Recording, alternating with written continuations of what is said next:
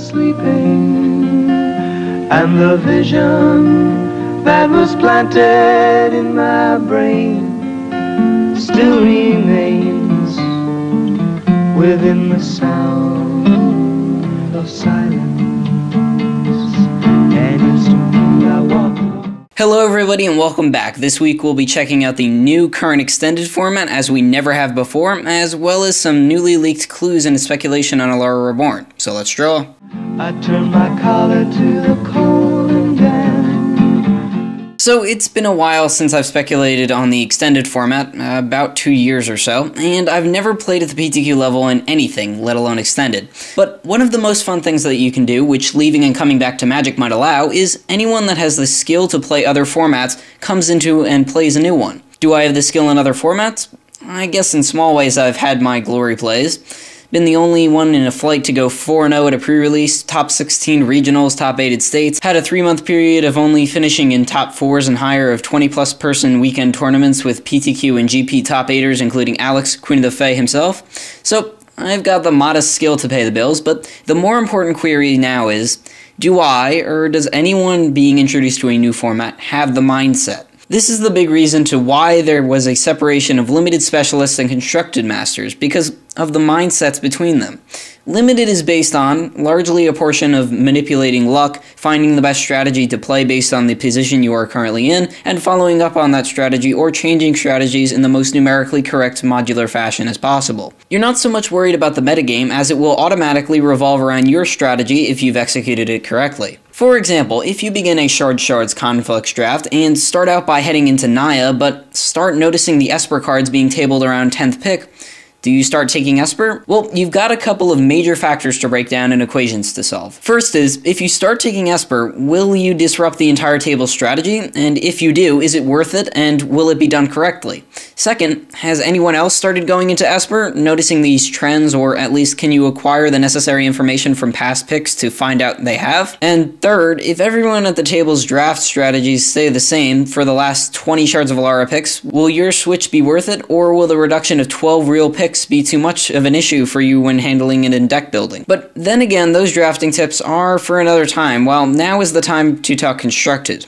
In most cases, as in the case of current extended meta, there will be many decks to choose from, and often it won't be that there is a predetermined best choice, but rather that the choice you make is specific to your play skill and can involve the choice of others. But then again, this is just theoretical ramblings of a Mr. Rogers, as we say here in New Jersey, or some of us say here in New Jersey.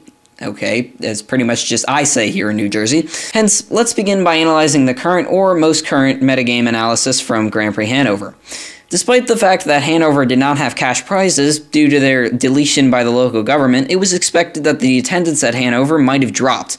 However, 920 players and thus 2 brackets of competitors showed up for battle, and it ended up being taken home by a hometown favorite, Lino Bergold. Bergold was packing elves, but as is the opposite case from draft, you cannot assume that this is a perfect strategy, or even that this strategy is a fair representation of the metagame. What would have appeared to have been the metagame analysis choice, however, was Zoo. Of the decks on day 2, Zoo represented 20.3% of the field with 26 decks. Fairies represented 18.8% of the decks with 24 copies, Loam at 10.9% of the decks with 24, Teps and Elves at 10.2% with 13, Bant Aggro with 8.6% with 11 decks, and a few other rogue decks slide in with very little results. But the question is that you have to analyze and constructed the day before the tournament is, what deck should everyone pick, and why? Well, the answer is, it depends on your metagame. At the PTQ and above level, which extended for this season will almost always be, you should expect to see decks like Elves and Teps, decks like Fairies, and decks like Zoo to make a showing.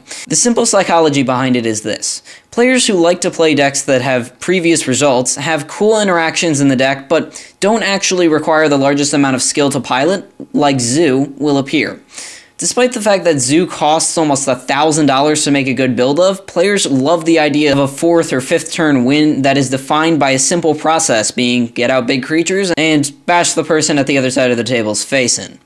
Why do players play fairies? Well, for those that reminisce about the standard version, whether it be in the literal cardboard versions of the deck they possess, or just the previous knowledge of its maddening ability to control a game state, fairies will be picked. Sometimes by the Zoo player who finds fairies to be better, but more often by the Cheon player who is looking for a more advanced thought process. But who are the minority of players that will be more likely to play elves or teps? Well, the answer is that it will be played by people like LSV.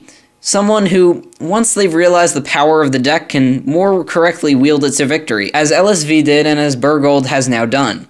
The decks require simple decisions that can heavily alter game states, which many players, at first glance, won't recognize and may put down the deck in objection. The decks are usually cheaper cards and can be played for under $200, a rather low price for an extended metagame deck. These decks involve the choices between using Sleight of Hand on first turn or waiting till you can set off that Storm combo and deciphering if that's too late.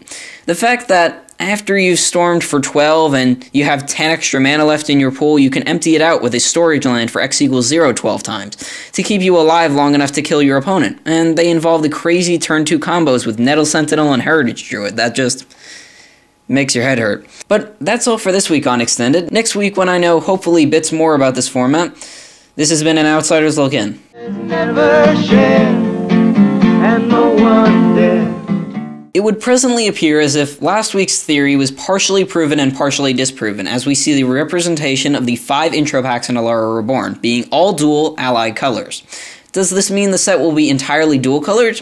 I think so, being that so many players have decided that we've needed cards like these in Limited for a long time to smooth out decks, especially for the fact that any particular ally color combination can be played in 2 of the 5 shards, and any enemy color combination can only be played in 1 of the 5 shards. As for my prediction as to if there will be any hybrid cards or artifacts, my answer is that apparently being that the set is all gold, yep, that's right, totally gold, I don't think we can be expecting artifacts, or should I say colorless artifacts at least. And as for hybrid, I don't think we'll be seeing the return of hybrid so early in the game, less than a year after its last major printing. So therefore, I think the answer to the 1-drop situation is that A, Wizards will impress us with some new awesome design tech like they have been doing since Ravnica, or that we'll be seeing more come into play tapped or wait a turn for this land to do something lands. Maybe we'll see something like this. I would expect to see something like this in ally colors, as we more often do, because while Wizards appears to be going against the grain in the case of filter lands and pain lands, they've explained before, as shown with the double printing of allied colors in the shards lands and single printing of enemy colors in the shard lands, ally colors should have easier ways to access their mana, as Alara Reborn would appear to show. As for the enemy versus ally proportion, while I think we'll be seeing some enemy colored cards, I believe we can expect to see considerably more cards in the way of ally colored cards, as this is the coming together of Alara, its reconvergence, and, as shown by the fat packaging, its newly found unity. So, until next time when we talk more extended and hopefully more Alara Reborn news, this is Anthony Palmerio, tapped out for now, but we'll be back soon. Walls and tenement halls.